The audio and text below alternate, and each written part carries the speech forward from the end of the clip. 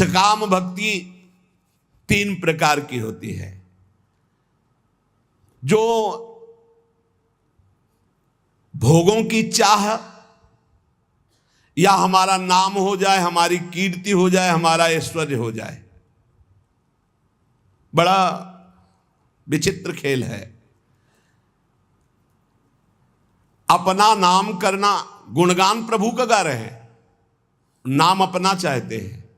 कीर्ति प्रभु की गा रहे हैं, कीर्ति अपनी चाहते हैं। प्रभु की बात कर रहे हैं, प्रतिष्ठा अपनी चाहते हैं। भक्ति का स्वांग है, कामना है, यश कीर्ति नाम प्रतिष्ठा, विषय भोग, ऐश्वर्य, समुदाय। जिनके एक रोमकूप में अनंत ब्रह्मांड वास करते हो मेरे प्रीतम है, वो काफी हैं, तुम्हारी जरूरत नहीं। तुम्हें जरूरत हो तो आओ, हमें तुम्हारी जरूरत नहीं। तुम्हें जरूरत है तो द्वार खुला है। दिखरावा माते तिन अद्भुत रूप, प्रचंड रोम रोम प्रति लागे, कोटि कोटि ब्रह्मांड ब्रह्मांड निकाया, निर्मित माया रोम रोम प्रतिवेद कहे। आए हो तो भगवान है आप, हमारे आदर है। कभी ना आओ तो प्रश्न नहीं होगा। आए की हुज्जत नहीं, गए की तलाश नहीं। भरोसो दृढ़ इन चरणन के रो। जब हमारे अंदर सकामता होती है तो विषय भोग की, यश कीर्ति की, ऐश्वर्य की, मान प्रतिष्ठा की, तो वो भक्ति रूप ले लेती राजसी भक्ति। और जब किसी को दंड देने की, हिंसा की, पीछे आपने सुना होगा जो राधा कृष्ण में भेद बुद्धि करते हैं, जब तक सूर्य चंद्र रहता है तब तक कालसूत्र नरक में रहते हैं, सुना हो? तो नरक भोगेगा, तुझे कोई नहीं बचा सकता, क्योंकि ब्रह्म ऋषियों ने लिखा है। वो साप नहीं है, वो क्रोध नहीं है, वो हिंसा नहीं, वो दंड नहीं, वो जो दंड विधान लिखा हुआ है, जैसे अभी का जो पराई स्त्री से भोग करता है वो इस नरक में डाला जाता है, और वहां लोहे की तपती हुई स्त्री से हजारों वर्षों तक उसका आलिंगन कराया, ले भोग। अब ये साप नहीं है, ये दंड विधान है। उस विधान का फल वर्णन किया जाता है। जो दूसरे की हिंसा करने के लिए, दंभ दिखावा करने के लिए, मत्सरता, ईर्ष्या, द्वेष, ये तामसिक भक्ति। भक्ति तो करता है पर तामसिक भक्त है। और जो अपने मोक्ष की कामना, पाप नाश की कामना, कैवल्य परम पद की कामना, इसे सात्विक भक्ति कहते हैं। लेकिन इन तीनों भक्तियों से ऊपर उठी हुई उत्तमा भक्ति होती है। उत्तमा भक्ति चित स्वरूपा होती है। इसके 3 भेद होते हैं। पहला साधन भक्ति, दूसरा भाव भक्ति और तीसरा प्रेम भक्ति।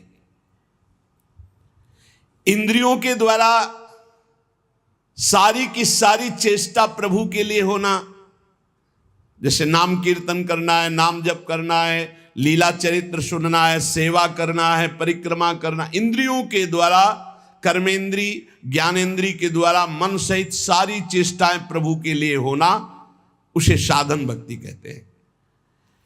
इस साधन भक्ति में 2 गुण प्रकाशित होते हैं बड़े जोर के, क्लेशग्नि, शुभदायिनी।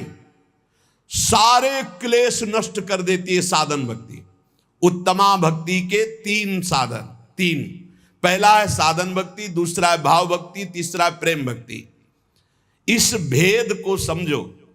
पहले साधन भक्ति अगर पहली सही है तो दूसरी आ जाएगी भाव भक्ति, और भाव भक्ति सही है तो तीसरी प्रेम लक्षणा भक्ति जागृत हो जाएगी। पहली में ही कितना लाभ शुरू हो जाता साधन भक्ति में। क्लेशग्नि, संपूर्ण क्लेशों का नाश हो जाता है। क्लेश किससे होते हैं? 3 से क्लेश होते हैं। पाप से, वासना से, अविद्या अज्ञान से। जब हम साधन भक्ति करते हैं, साधन भक्ति का मतलब समझे मन सहित 5 ज्ञानेंद्रियों, 5 कर्मेंद्रियों से जितना कुछ बन रहा है वो सब प्रभु की प्रसन्नता के लिए। उस साधन भक्ति के 2 प्रभाव प्रकट होंगे। संपूर्ण क्लेशों का नाश। क्लेश किससे होता है? तीन बातों से। पाप से क्लेश होता है, वासना से क्लेश होता है और अज्ञान से क्लेश होता है। ये साधन भक्ति में ज्ञान प्रकाशित हो जाता है, संपूर्ण वासनाएं भस्म हो जाती है और पाप नष्ट हो जाता है। इसलिए क्लेश अग्नि, संपूर्ण क्लेश का नाश साधन भक्ति में ही हो जाता है। और शुभदायिनी, कभी कभी अज्ञान के कारण आरोप भगवान में करते हैं कि भगवान हम पर कृपा नहीं किए, इतनी भक्ति की, इतना नाम जप किया, लेकिन पूर्व प्रारब्ध जो है वो बहुत बलवान है। जब शरीर रचा गया उसी समय प्रारब्ध रचा गया, आपके साथ घटनाएं घटेंगी, इसीलिए नाम जप कर लो। प्रारब्ध और अप्रारब्ध, प्रारब्ध जिसका पाप फल प्रकट हो चुका है भोगो, अप्रारब्ध अभी आने वाला है। पहले से निश्चित है कि 55 वर्ष की अवस्था में आपको ये भोगना है, पक्का भोगोगे, चाहे जितना भजन करो। भोगने की सामर्थ्य भजन से मिल जाएगी। प्रारब्ध को मिटाना बहुत कठिन है, और जब मिटाने वाला भजन हो जाता है तो मिटाने की इच्छा नहीं रहती, क्योंकि भगवत प्राप्ति के नजदीक पहुंच चुका है। तो लौट कर कौन, जैसे सांप अपनी केचुल की तरफ नहीं देखता, ऐसे भगवत प्राप्ति के योग्य महात्मा शरीर की तरफ नहीं देखता। तो पाप का बीज वासना है, इससे हमारे पूर्व पाप हुए। दो प्रकार के प्रारब्ध बन चुके हैं, एक प्रारब्ध एक अप्रारब्ध। प्रारब्ध जो हम भोग रहे हैं, अप्रारब्ध जो आगे भोगने वाला है। पाप की बीज वासना इस जन्म भी पाप करा रही है, तो हम जब साधन भक्ति करते हैं तो इस जन्म की वासना का नाश होता है, और पूर्व स्टॉक जो पापों का है उसका नाश हो जाता है। और अविद्या जिसके कारण पाप हो रहा था, वासना बन रही थी, उसका नाश हो जाता है, पर प्रारब्ध बना रहता है। ये अज्ञानी जन ना जानने के कारण कहते हैं कि अरे भजन शुरू किया, बड़ा कष्ट भोग रहे हैं, तो क्या भजन का फल है? अनंत जन्मों से भोगते चले आ रहे हो, पाप कर्म करते चले आ रहे हो, तुम्हें पता नहीं। लोगों की समझ में ही नहीं आता। मछली को जल तरोई कहते हैं, तो तुम कौन सी तरोई होगे? तुम्हें भी पता होना चाहिए। पक्का मत्स्यावतार भगवान ने लिया है कि नहीं लिया? मत्स्यावतार भगवान ने लिया है, और तुम मछली को जल तरोई करते हो, कढ़ाई में तल के खाते हो, तो तुम भी तले जाओगे। अब एक बार के आहार में कितने जीव खाते हैं लोग, कितना पाप कर रहे हैं। अज्ञानियों को ब्रह्मा भी नहीं समझा सकते। मूर्ख हृदय न चेत, चाहे गुरु मिले बिरंच सम, फूले फरे न बेत। बांस में चाहे जितनी खाद पानी लगा दो, वहां सेव संतरा नहीं लगने वाले। ऐसे ही जो मूर्ख स्वभाव के लोग होते हैं, नहीं समझने वाले। जब साधन भक्ति का अनुष्ठान किया जाता है तो इससे दो प्रभाव प्रकट होते, क्लेश अग्नि और शुभदायिनी। क्लेश अग्नि, पाप से क्लेश होता है, वासना से क्लेश होता है, विद्या, तीनों का नाश हो गया। लेकिन प्रारब्ध और अप्रारब्ध, आगे आने वाला भोग, ये दोनों भोगने पड़ेंगे। इसलिए हिम्मत जुटाओ, नाम जप के द्वारा इतने बलवान बनो कि प्रारब्ध आवे और हंसते हुए भोग लो।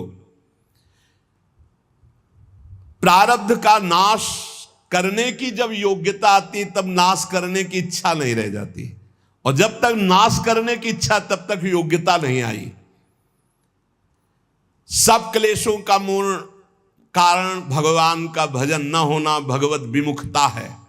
तो जब हम भक्तों के संग के प्रभाव से साधन भक्ति का अनुष्ठान करते हैं, तो सारे क्लेशों का, दुखों का नाश हो जाता है। अब आगे दुख नहीं है, बस इतना ही है रास्ता जिसको आप भोग ले। सर्व दुख नाशकत्व, ये क्लेश अग्नि से हो गया।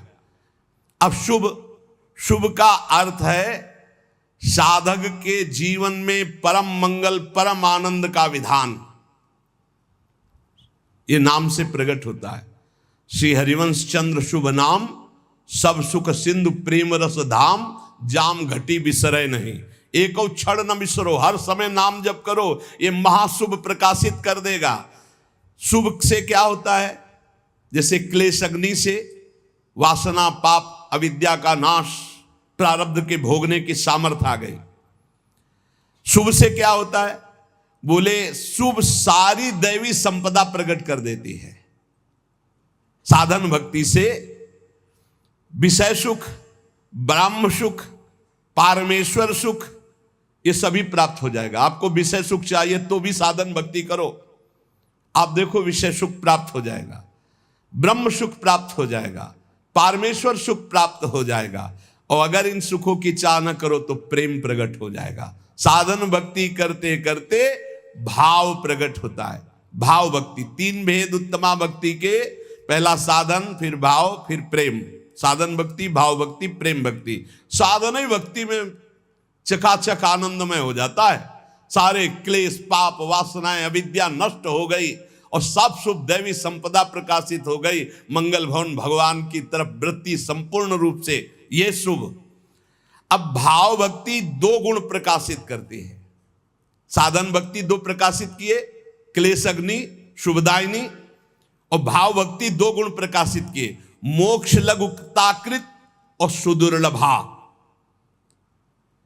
क्लेश अग्नि और शुभदायिनी तो इसमें आ ही गए अपने आप, साधन भक्ति के लक्षण। भाव भक्ति में तो समा ही गए ये क्लेश अग्नि और शुभदायिनी, पर इसमें मोक्ष लघुताकृत और सुदुर्लभा। बड़ा सुंदर। इस भाव भक्ति में चार लक्षण हो गए, क्लेश अग्नि, शुभदायिनी, मोक्ष लघुताकृत और सुदुर्लभा। मोक्ष लघुताकृत, इतना आनंद प्रकट होता है भाव में कि मोक्ष भी लघु लगने लगता है। वो जब भाव प्रकट होगा, भावोत्सवेन भजताम, भाव प्रकट होगा तब आपको पता चलेगा कि मोक्ष सुख भी कड़ुआ लगने लगता है। इसलिए प्रेमी महापुरुषों ने मोक्ष स्वीकार नहीं किया। और सुदुर्लभा, भगवान की उस सुदुर्लभ दिव्य दिव्य गुण, दिव्य दिव्य रहस्य, दिव्य दिव्य भाव उसके हृदय प्रकट होते हैं जो अन्य किसी साधन से नहीं प्रकट हो सकते। तब उसमें महामहिम प्रेम लक्षणा भक्ति जागृत होती है। अब प्रेम लक्षणा भक्ति में अपने दो गुण प्रकाशित हुए, सांद्रानंद विशेषात्मा पहला, और दूसरा श्री कृष्णा आकर्षणी, ये दो गुण। तो प्रेम लक्षणा भक्ति में 6 गुण उपस्थित हो गए।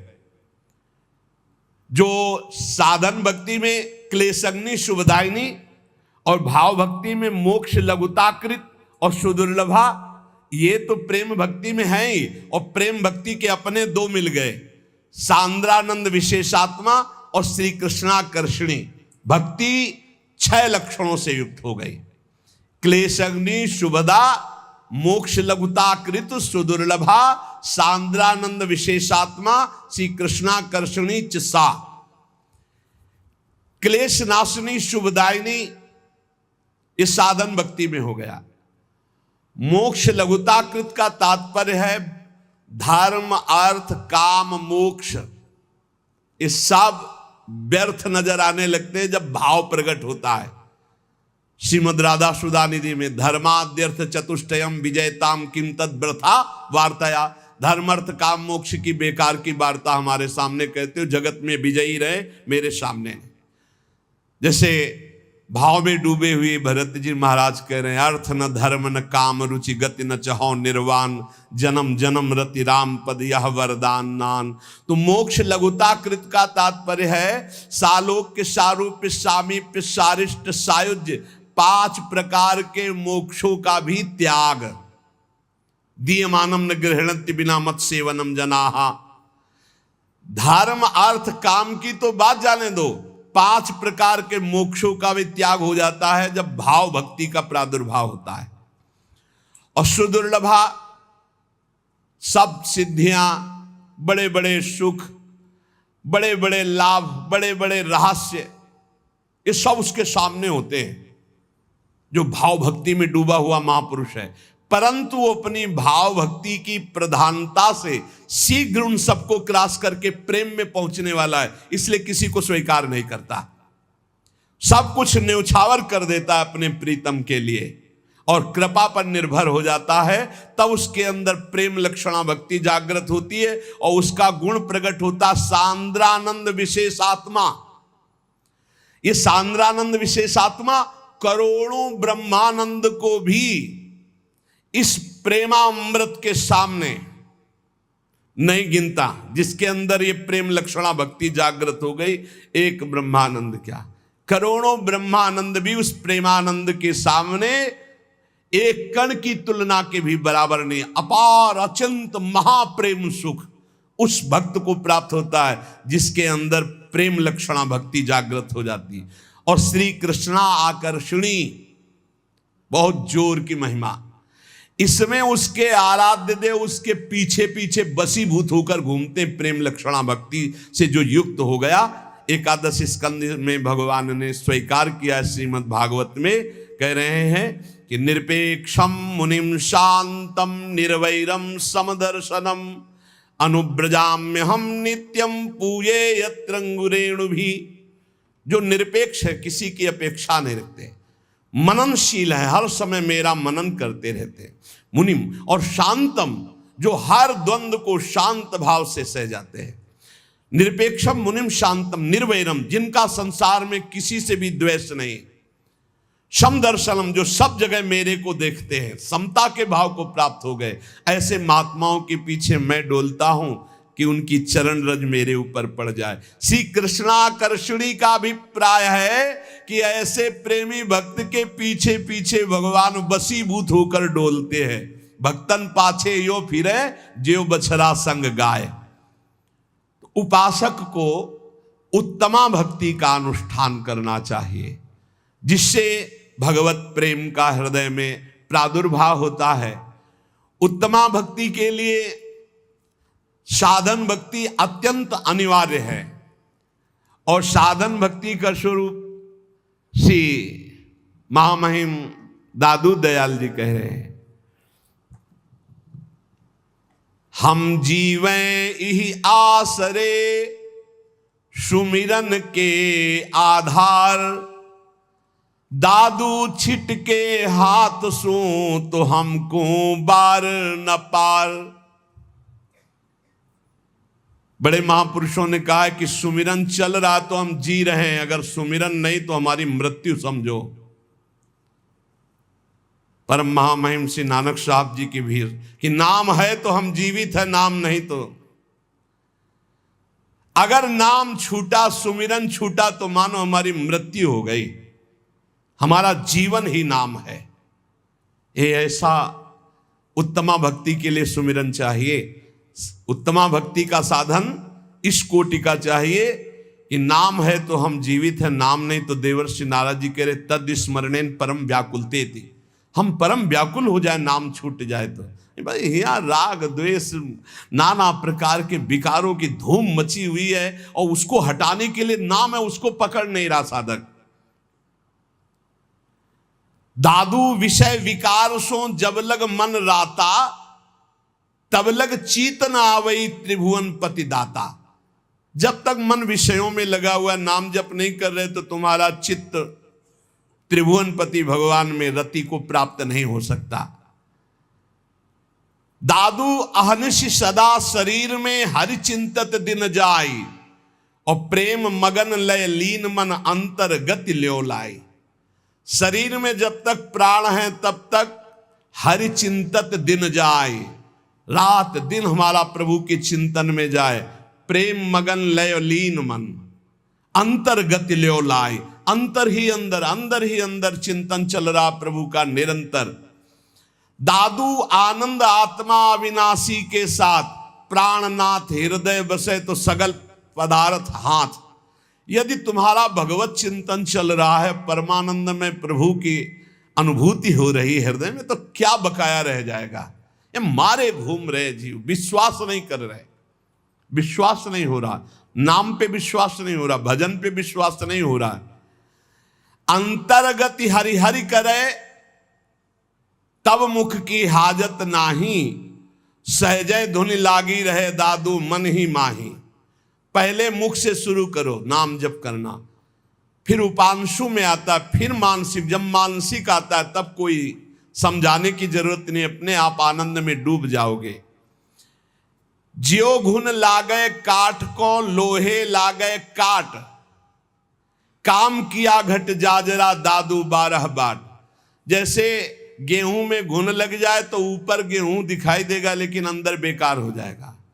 लोहे को जैसे काटने वाला काट डालता है, ऐसे ये वासनाएं काट डालती है साधक को।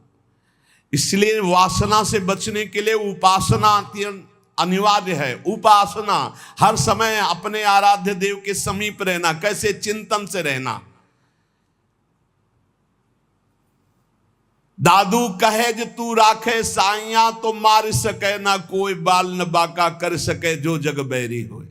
यदि नाम निरंतर चल रहा, मेरा ईश्वर मेरा प्रीतम मेरी रक्षा कर रहा है, तो काम क्रोध लोभ मोह मद मत्सर ये बाल बाका भी नहीं कह सकते। जे सिर सौंप्या राम को सो सिर भया सनाथ। आहा, दादू दे उरण भया जिसका तिसके हाथ।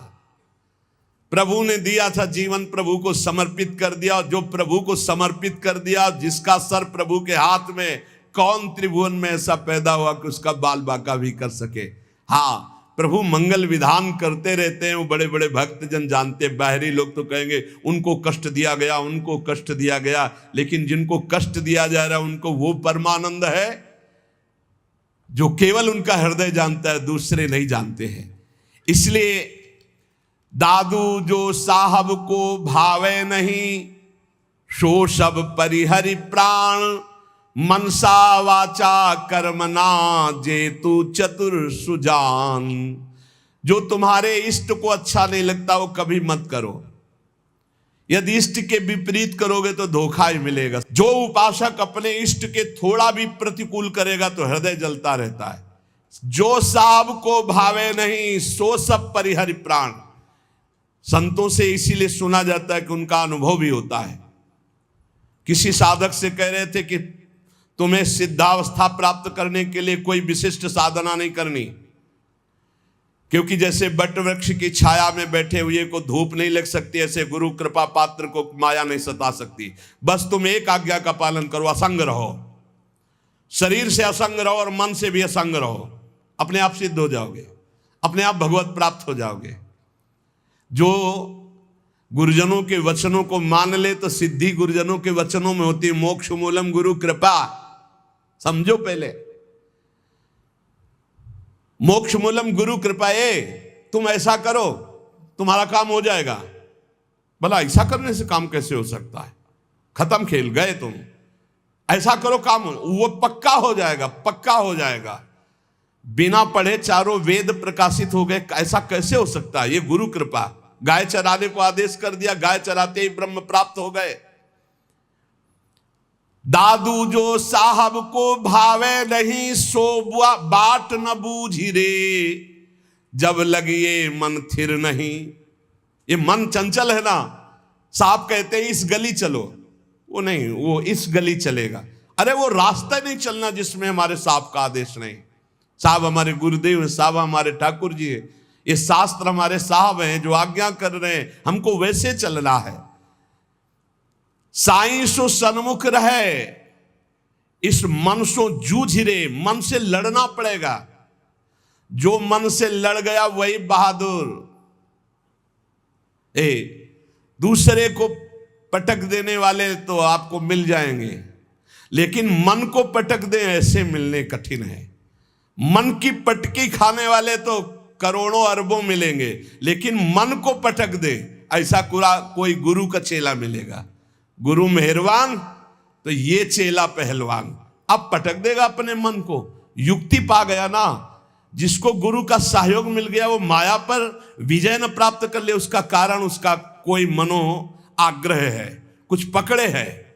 अगर पकड़ छोड़ दे और गुरु के सहारे ऐसे हो जाए तो नैया पार। एक बोर्ड लिए खड़े थे, जब आ रहे थे कह रहे थे दरिया भी तेरी, लहर भी तेरी, नैया भी तेरी और खेवैया भी तेरी। अब क्या मुझे परेशानी।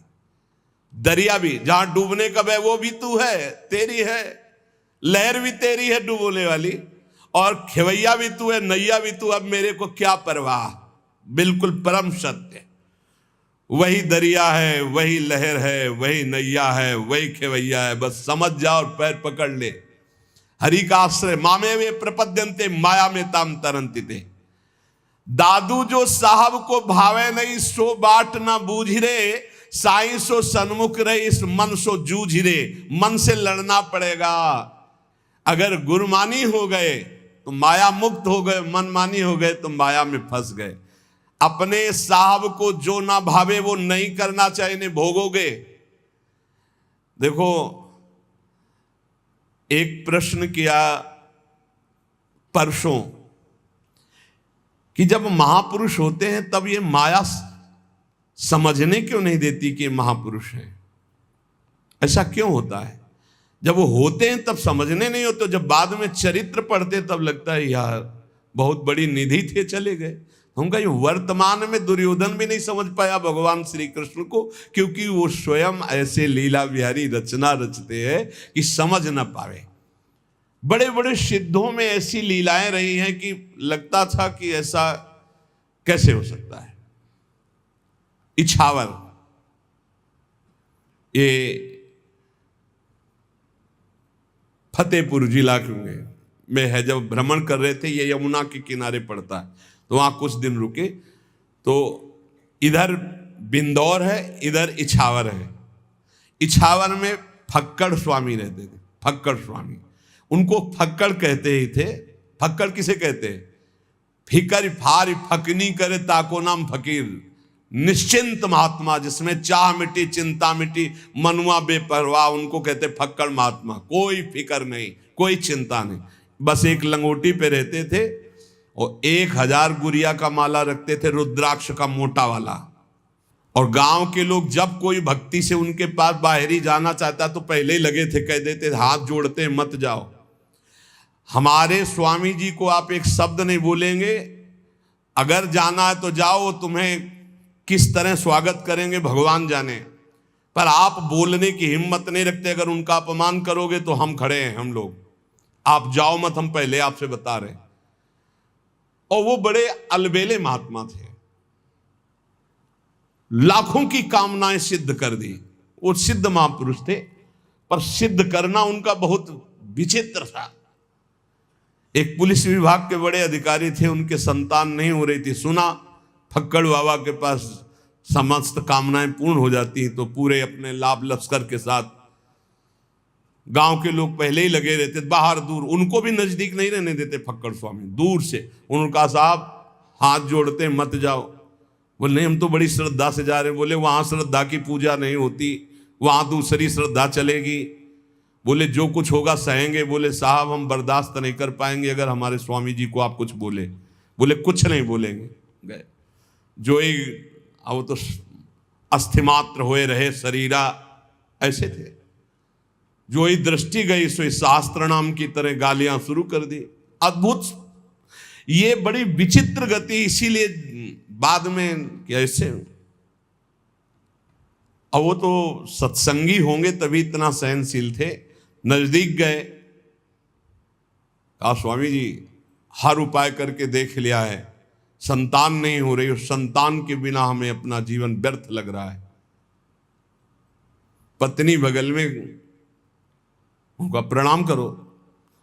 अब गाली नहीं दे रहे थे, अब शांत हो चुके थे। तो 1000 गुड़िया वाला रुद्राक्ष उठाया, घुमाया, मोटर मारा उनकी पत्नी के, तो ऐसे पूरा रुद्राक्ष ऐसे। अब वो चीख पड़ी। गांव के लोग बिल्कुल अलर्ट खड़े रहते थे, क्योंकि उनका व्यवहार ऐसा था कि हर एक बर्दाश्त नहीं कर सकता, पर वो बहुत गंभीर थे। ऐसे ही खड़े रहे। तो उनका जा, जब हो जाए तब आना, यहां संतों को भंडारा कर देना। ऐसे सिद्ध पुरुष, बड़े बड़े महापुरुषों ने जो चेष्टाएं की, उनको उस समय समझ पाला कि ये साक्षात श्री भगवान है। बड़ा मुश्किल है, बड़ा मुश्किल है। और जब वो पधार जाते हैं, उनके जब चरित्र लिखे जाते हैं, तब समझ में आता है कि वो ये तो ऐसी बड़ी निधि। जब लग ये मन थिर नहीं, तब लगी परस न होई, दादू मनवा थिर भया सहजय मिला सोई। वो यहीं बैठा है, परमात्मा आप में बैठा है, आपके समीप बैठा है, आपके आसपास है। आपका मन विश्वास कर ले, आपका मन स्थिर हो जाए, आपका मन प्रेम से युक्त हो जाए, अभी भगवत साक्षात्कार कहीं दूर नहीं है।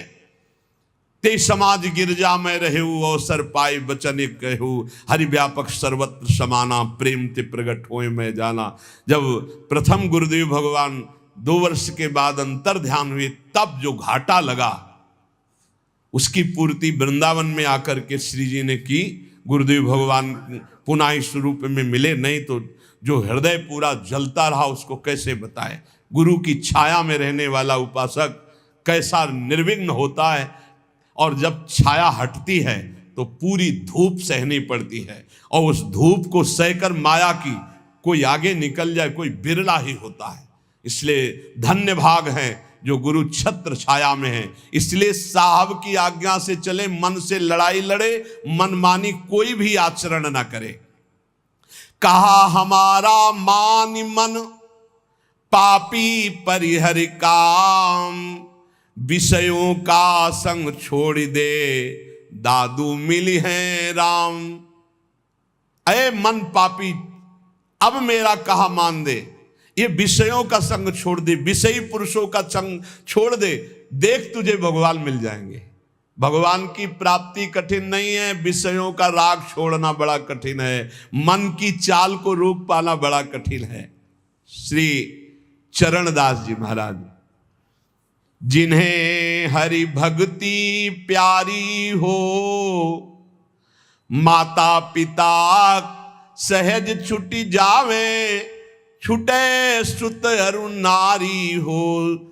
देखो यहां छूटने का मतलब राग से है। राग छोड़ने से मतलब परिवार में रहते हुए सब में भगवत भाव हो जाए तो हरि भक्ति, और परिवार छोड़कर चाहे जहां भाग के जाओ नया परिवार बन जाता है।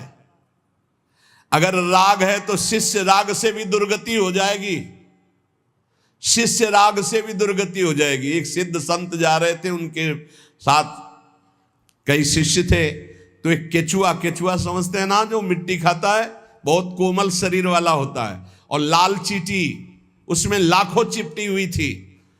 तो शिष्य खड़े हो गए और गुरुजी से कहा, गुरुजी कितना भयानक कष्ट इस जीव को, क्योंकि ये चींटी जब काटती है तो मनुष्य शरीर में भी बहुत पीड़ा होती है और एक दाग बन जाता है लाल लाल, और देखो कितना कोमल शरीर कछुआ का, लाखों चींटी है। बोले मैं ध्यान के द्वारा देख कर कह रहा हूं, ये पूर्व जन्म में गुरुजी थे केचुआ जी, और ये जितने सब चेला जी हैं ये सब पीड़ा पहुंचा रहे हैं, क्योंकि इन्होंने ठग करके इनसे अर्थ का शोषण किया था, और इन्होंने विवेक पूर्वक गुरु नहीं बनाया था, तो दोनों की दुर्गति हो गई। ये चींटी बनकर गुरु जी को नोच रहे हैं और गुरु जी कछुआ बन करके।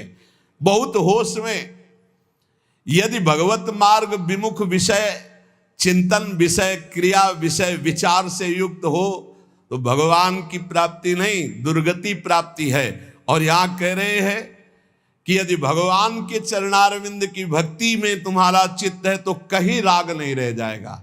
राग बहुत खतरनाक है, ये विष है राग। राग बहुत बड़ा विष है, क्योंकि जहां प्रतिकूलता हुई तहां द्वेष हो गया। राग और द्वेष यही जन्म मरण का बंधन है। राग द्वेष दोनों खोइए तब खोजिए पद निर्वाण। जब भक्ति का रंग लगता है तो लोक भोग फीके लगे, समस्तुति गारी हो, हानि लाभ नहीं चाहिए सब आशाहारी हो। कोई भी आशा जब तक हृदय में है तब तक भक्ति का रंग नहीं आया। केवल एक आशा प्रभु की, प्रभु से नहीं, प्रभु की आशा। प्रभु से आशा भोगों की नहीं, प्रभु से आशा कल्याण की भी नहीं, केवल प्रभु की आशा। तब प्रेम लक्षणा भक्ति। ना हानि की परवाह है, ना लाभ का सुख है, ना किसी लोक के भोग की आशा है। जगसु मुख मोरे रहे, करे मुरारी ध्यान हो, जित मनुआ लागो रहे, भय घट उजियारी हो। गुरु सुखदेव बताइया प्रेमी गति भारी हो, चरण दास चारों वेद सु और कछु न्यारी हो। मन मारे तन बस करे, साधे सकल शरीर, फिकर फारी कफनी करे ताको नाम फकीर। वही वक्त है, कोई फिक्र नहीं, कोई चिंता नहीं। श्री गुरुदेव के बताए हुए मार्ग पर चलकर निरंतर भगवत आराधना में तन्मय है। मनुष्य जीवन का परम लाभ उत्तम प्रेम लक्षणा भक्ति। उत्तम प्रेम लक्षणा भक्ति का सरल शब्दों में निरंतर अपने प्रभु में चित्त जोड़े रहना। जैसे बने वैसे कर लो, गा के रो के हंस के, जैसे बने वैसे चित्त को प्रभु में जोड़े रहो, यही सर्वोपरि साधना है। और गृहस्थ में हो तो अपनी पत्नी से केवल भाव, वो भी संयम पूर्वक। और भगवान की प्राप्ति के लिए सबसे ज्यादा दुश्मन है ये काम भाव। बस इसी से लड़ना है, सब इसी से मिट जाएंगे। इसीलिए पहले रखा है काम, काम क्रोध, फिर लोभ मोह मद मत्सर, ऐसे रखा गया है। पहला मिटा कि सब मिट जाएंगे। पहले काम को मिटाना है। जो भक्ति या ज्ञान या योग में जाना चाहता है, सबसे पहले इस काम को मिटाना है। काम को वही मिटा सकता है जब इसका चिंतन छूटे। इसका चिंतन छोड़ने का तात्पर्य है निरंतर प्रभु का चिंतन करना। इसीलिए हम कहते हैं राधा राधा राधा राधा। हर समय नाम जप करते रहो, सत्संग सुनो, मनन करो, उसको आचरण में उतारो। इसी जन्म में भगवत प्राप्त हो जाओ, निहाल हो जाओगे। शेष चर्चा आगे। श्री राधा वल्लभ लाल की।